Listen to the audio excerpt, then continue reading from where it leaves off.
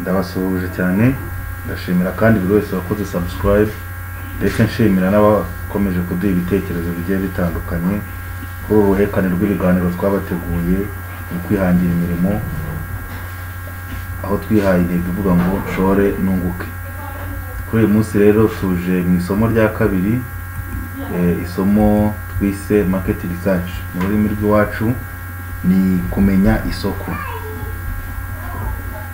Kumenya isoko cyangwa kwiga imiterere y'isoko ni ikintu cy'ingenzi ku muntu ugiye gutegura business cyangwa se n'undi mushinga uwo ari wo wose. Muri iri somo rero turaza kubona ibintu bitatu by'ingenzi kugira ngo ubashe kumenya isoko. Icya mbere ni consumer research, icya gatatu ni targeted customer. Consumer research ni abantu bazakonsuminga iyo produit yawe, izo serivisi zawe muri rusange, uko bateye, imyitwarire yabo ndetse n'ubushobozi bafite bwo kugura, nabyo ni byiza kubimenya. Ikindi ni targeted customer, ugomba kugira byibura abakiriya b'imena. Abakiriya b'imena nabo ukabamenya, twagiye tubivuga mu buryo burambuye mu kanya.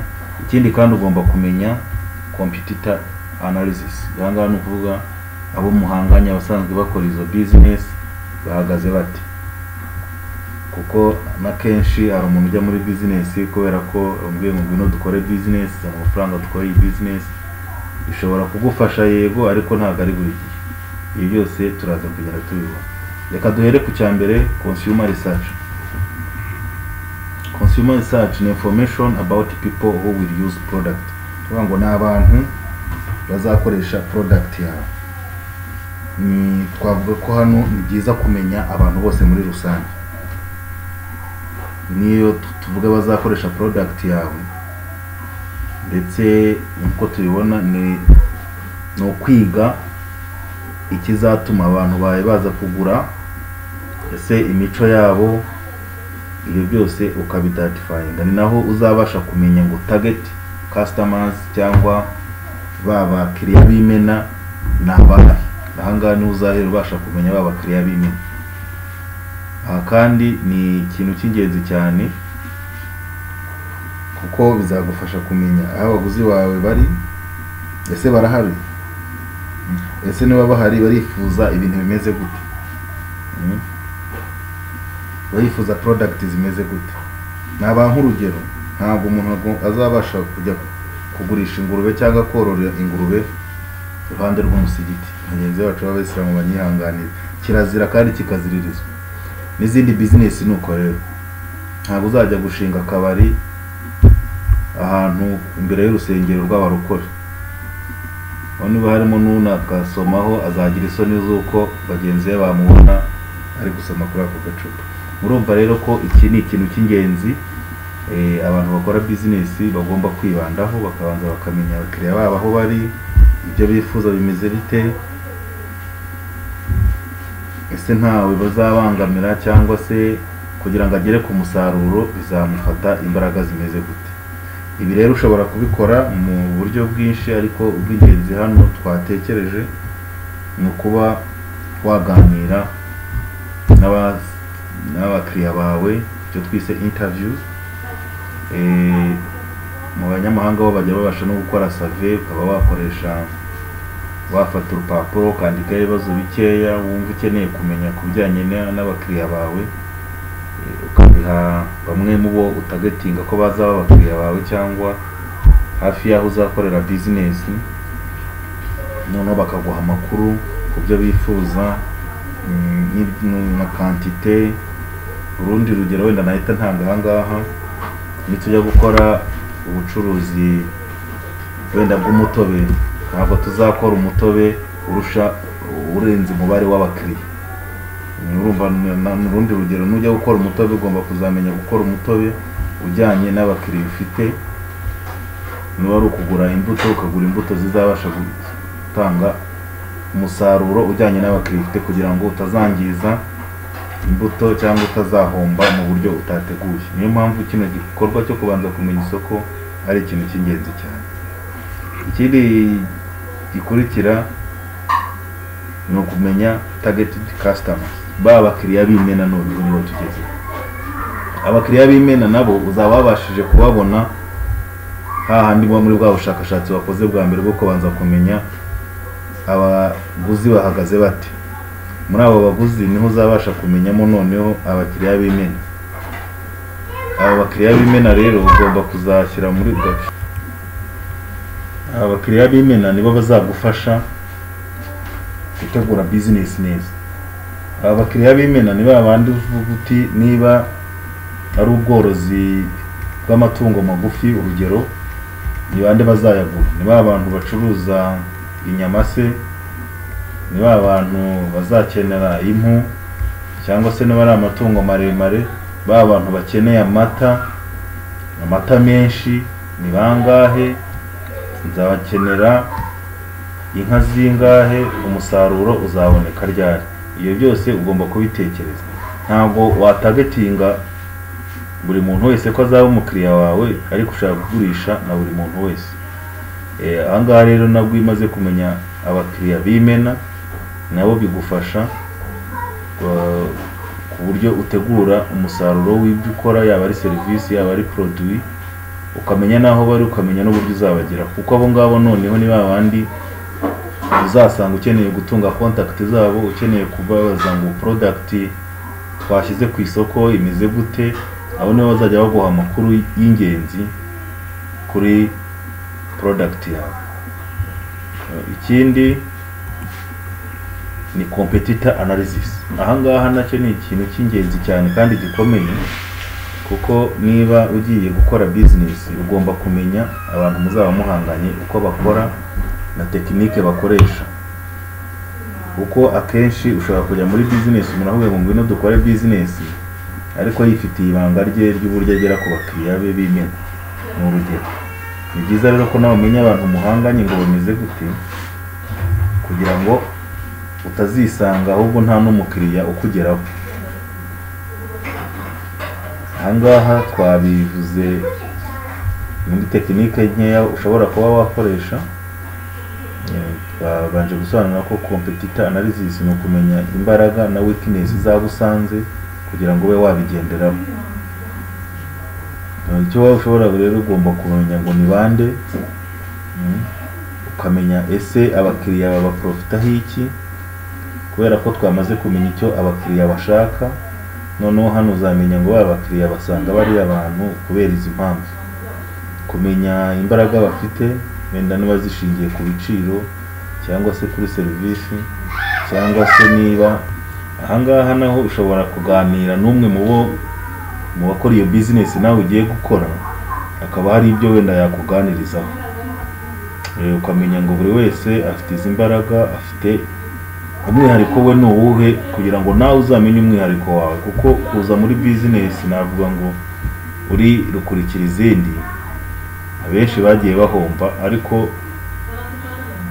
ntabwo nawe waterera iyo ngiyo. Niyo mpamvu ari byiza ko buri wese akora ubushakashatsi kugira ngo nawe azamenye ngo ese nge nzagabanya igiciro, ese ngewe nzatanga promotion, ese aho bakura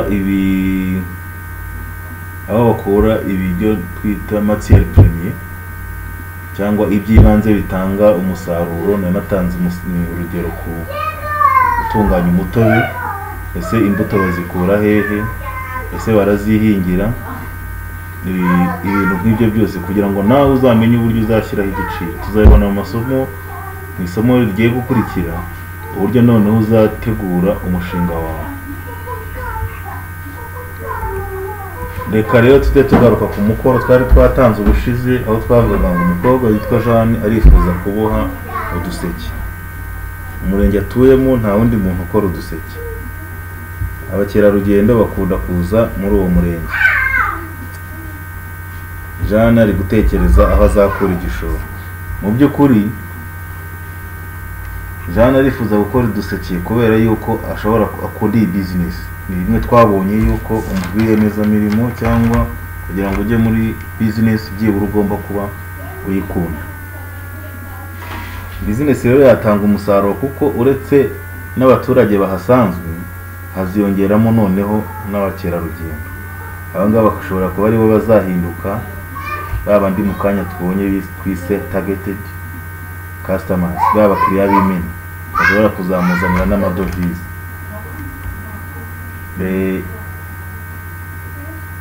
N'ibindi ikindi nuko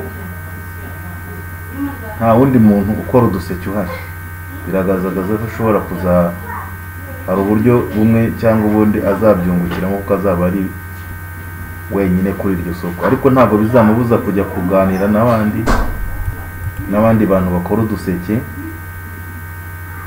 kugira ngo yumve ko nabo aho bakura ibikoresho byifashishwa n'uburyo bacuruzamo.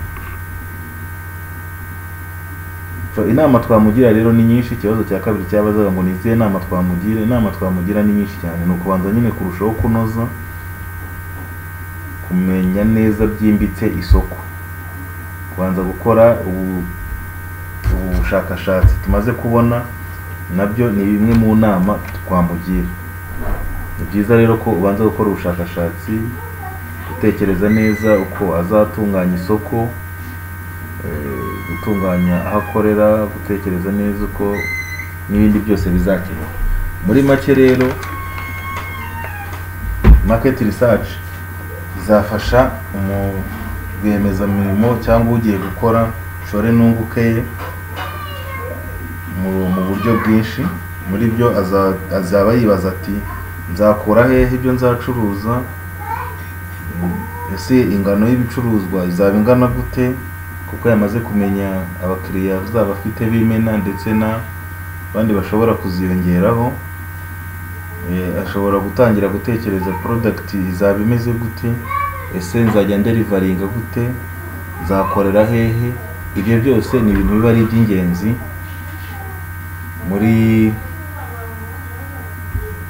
iby'ingenzi mu gutegura umushinga wawe. Niyo mpamvu mu isomo rya kabiri tuzajya byimbitse kuri business plan. Gusa reka tuyivugeho muri makeya. So business plan is a written description of your business future. Ni inyandiko igaragaza uko business yawe iteye. Ntabwo naca intege abantu, ariko ni byiza kujya muri business ufite inyandiko, ufite ibitabo, kuko iyo udafite ibitabo hari igihe wibwira yuko uri murunguka ariko mu by'ukuri utari murunguka. Nabyo tuzabibona. Ni byiza rero ko tugira dokima zanditse zerekana impamvu z'iyo business n'uburyo uzabasha kugera ku ntego yawe. Muri make rero ibyo tuzasanga muri business plan harimo summary nk'incamake ya business yawe, icyo ugamije n'imiterere yayo n'aho uzayikorera. Ariko kandi tuzareba n'uburyo twashyiraho cost, turebe uburyo wamenya ngo nzacuruza gute, sinzaba mpombye. Ahangaha niho uhita unahera uvuga uti iyi business ndabona itazacamo, reka ndebe indi business nakora. Tugiye rero gufata umwitozo wa nyuma turi busorezeho, noneho ubutaha tuzagaruke tureba byimbitse business plan yacu, tureba n'uburyo noneho twahita dutangira gushyira mu bikorwa mu nyandiko, gushyira mu nyandiko umushinga wacu. Nkuko nabibabwiye rero tuzabisobanura neza ubutaha. Ntabwo business plan igomba ari biriya gusa izaba biyigize. Tugomba kumenya nanone n'isoko, bya bindi twamaze gusuzuma, hari uburyo tuzabisobanura. Tugomba kumenya kandi marketing plan, ukamenya uburyo uzakoresha wamamaza ibikorwa byawe. Operation plan ni uburyo uzakoramo ibikorwa byawe, uburyo uzabasha kugera ku ntego zawe, uzanyura mu zindi nzira kugira ngo ubigereho. Management summary ni uburyo uzajya management suzuma imiterere ya business yawe. Ugomba buriya kuzajya uvuga uti buri munsi nzareba ibyinjiye, niba ari ubucuruzi nzamenya ibyasohotse. Hari ibitabo byinshi by'ubucuruzi tuzareba ku muntu ugiye gukora ubucuruzi. Ugomba kugira na financial plan. Aha kuri financial plan ni uko ugomba kumenya ese ibikoresho mfite bihagaze bite, ese budget ihagaze ite, financial plan nini cyane kuruta management summary, ariko hari aho bijya guhurira kuko byose bijyanye no gusuzuma imiterere ya business yawe, uburyo waba wayimanaginga, uburyo wayisuzuma, uburyo wayikontorora. Ibyo byose ntabwo ariko byose tuzabireba kuko twe tuzahera kuri tuzibanda kuri business description na business environment analysis. Summary buri wese agira uburyo summarizing ibintu. So dusoza muri hangana nongere mbahe umukoro wa kabiri yamunye mbona ko tugendana neza, kandi kugira ngo tuze tubasha no kubafasha kubaduha ibitekerezo, kubadusaba gutanga ibindi bisobanuro hano ku kijyanye no gutekereza business. Twifuza ko buri wese yagira igitekerezo kano kanya cyo gutekereza business yakora. Nta bundi buryo rero uratekereza business yawe, dusobanurire n'impamvu ariyo uhisemo, ariyo business ukunze, ndetse utubwire n'impamvu ubona ko ari igitekerezo cyiza cya business. Business ni nyinshi, ntagire rwose wifata ngo abure kugira igitekerezo. Noneho nyuma tuzaze tureba bya bitekerezo mwatanze muri comment, uko izo business twabasha kuzishyira mu bikorwa ndetse n'uburyo twabasha kuziteza imbere. Murakoze, naho butaha mu isomo rizakurikira.